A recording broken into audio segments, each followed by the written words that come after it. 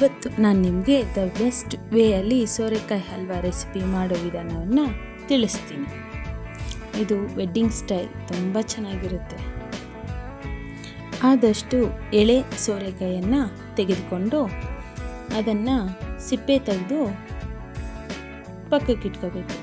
ಯಾಕಂತಂದರೆ ಸಿಪ್ಪೆ ಅಷ್ಟು ಚೆನ್ನಾಗಿ ಬರೋದಿಲ್ಲ ಹಲ್ವಾಗೆ. ಆನಂತರ ಸೋರೆಕಾಯಿಯನ್ನು ಮಧ್ಯಭಾಗಕ್ಕೆ ಕಟ್ ಮಾಡಿ ಅದರೊಳಗಡೆ ಇರುವಂತಹ ಬೀಜಗಳನ್ನು ಮತ್ತು ಆ ಬಿಳಿ ಪಾರ್ಟ್ ಮೆತ್ತಗಿರುತ್ತೆ ಅಲ್ವ, ಅದನ್ನು ತೆಗೆದಿಟ್ಕೋಬೇಕು. ದೊಡ್ಡ ಹೋಲಿರುವಂಥ ಗ್ರೇಟರ್ನಲ್ಲಿ ಅದನ್ನು ತುರಿದಿಟ್ಕೋಬೇಕು. ತುರ್ಕೊಂಡಿದ್ದಾದಮೇಲೆ ನಾವು ಅದನ್ನು ಚೆನ್ನಾಗಿ ಗಟ್ಟಿಯಾಗಿ ನೀರು ಹಿಂಡಿ ಪಕ್ಕಕ್ಕೆ ಇಟ್ಕೋಬೇಕು. ಯಾಕಂತಂದರೆ ಇದು ಸೋರೆಕಾಯಿ ಹಲ್ವಾಗೆ ಯೂಸ್ ಆಗಲ್ಲ. ಈ ನೀರನ್ನು ನಾವು ಚಪಾತಿ ಹಿಟ್ಟು ಕಲಿಸುವಾಗ ಯೂಸ್ ಮಾಡ್ಕೋಬೋದು. ತುಂಬ ಹೆಲ್ತ್ ಬೆನಿಫಿಟ್ಸ್ ಇರುತ್ತೆ.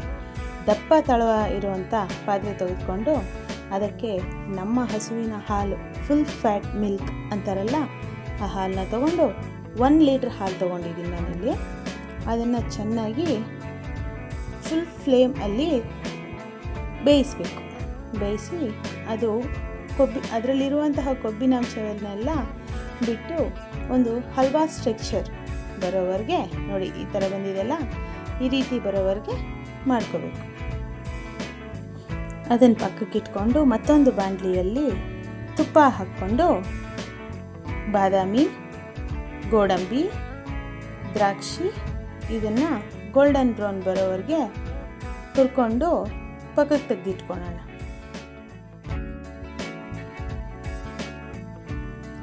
ಅದೇ ಬಾಣಲಿಯಲ್ಲಿ ಸೋರೆಕಾಯಿ ಯಾವಾಗಲೇ ತುರಿದಿಟ್ಟಿದ್ವಲ್ಲ ಸೋರೆಕಾಯಿ, ಆ ಸೋರೆಕಾಯಿನ ಹಾಕಿ ಚೆನ್ನಾಗಿ ಹಸಿ ವಾಸನೆ ಹೋಗೋವಂಥವ್ರಿಗೂ ಬೇಯಿಸ್ಕೋಬೇಕು. ಅದಾದಮೇಲೆ 3/4 ಕಪ್ಪಷ್ಟು ಸಕ್ಕರೆ ಯೂಸ್ ಮಾಡ್ಕೊಂಡಿದ್ದೀನಿ ಇಲ್ಲಿ ನಾನು. ಅದರಲ್ಲಿರುವ ನೀರಿನ ಅಂಶ ಎಲ್ಲ ಸಕ್ಕರೆ ಹಾಕಿದ ತಕ್ಷಣ ಮತ್ತೆ ಬಿಟ್ಕೊಳುತ್ತೆ. ಹಾಗೆ ಅದನ್ನು ಬೇಯಿಸ್ತಾ ಇದ್ದರೆ ಸೋರೆಕಾಯಿಗೆ ಚೆನ್ನಾಗಿ ಸ್ವೀಟ್ ಹಿಡ್ಕೊಳುತ್ತೆ. ಅದಾದಮೇಲೆ ನಾವು ಕೋವಾ ಮಾಡಿಟ್ಕೊಂಡಿದ್ವಲ್ಲ, ಅದನ್ನು ಹಾಕ್ಕೊಂಡು ಚೆನ್ನಾಗಿ ಮಿಕ್ಸ್ ಮಾಡ್ಕೋಬೇಕು. ಆ ಕೋವಾ ಎಲ್ಲ ಚೆನ್ನಾಗಿ ಸೋರೆಕಾಯಿಗೆ ಹಿಡ್ಕೊಳೋ ರೀತಿಯಲ್ಲಿ ಕಲಿಸ್ಬೇಕು.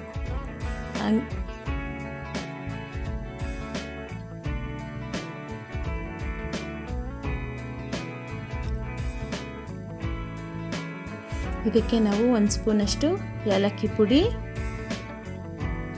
ಹಾಕಿ ಕಲಿಸ್ಕೊಂಡು 1 ಪಿಂಚಷ್ಟು ಆಪ್ಷನಲ್ ಆಗಿ ನಾನು ಇಲ್ಲಿ ಕಲರ್ಫುಲ್ಲಾಗಿ ಕಾಣಿಸ್ಲಿ ಅಂತ ಹೇಳಿಬಿಟ್ಟು ಇಲ್ಲಿ ನಾನು ಗ್ರೀನ್ ಕಲರನ್ನು ಬಳಸಿದ್ದೀನಿ, ಫುಡ್ ಕಲರ್ನ. ನಿಮಗೆ ಬೇಕಿದ್ರೆ ಹಾಕ್ಕೋಬೋದು, ಇಲ್ಲಾಂತಂದರೆ ಸ್ಕಿಪ್ ಮಾಡ್ಬೋದು. ಫುಲ್ಲಿ ಆಪ್ಷನಲ್ ಇದು. ಇದ್ರ ಜೊತೆಗೆ ಆವಾಗಲೇ ತುಪ್ಪದಲ್ಲಿ ಫ್ರೈ ಮಾಡಿ ಇಟ್ಕೊಂಡಿರುವಂಥ ಡ್ರೈ ಫ್ರೂಟ್ಸನ್ನು ಸೇರಿಸಿ ತಳ ಬಿಡೋವರೆಗೆ, ಈ ಥರ ಹಲ್ವಾ ಸ್ಟ್ರಕ್ಚರ್ ಬರೋವರೆಗೆ ಚೆನ್ನಾಗಿ ಫ್ರೈ ಮಾಡ್ಕೋಬೇಕು. ಇದಾದಮೇಲೆ ಸರ್ವಿಂಗ್ ಬೌಲ್ ತೊಗೊಂಡು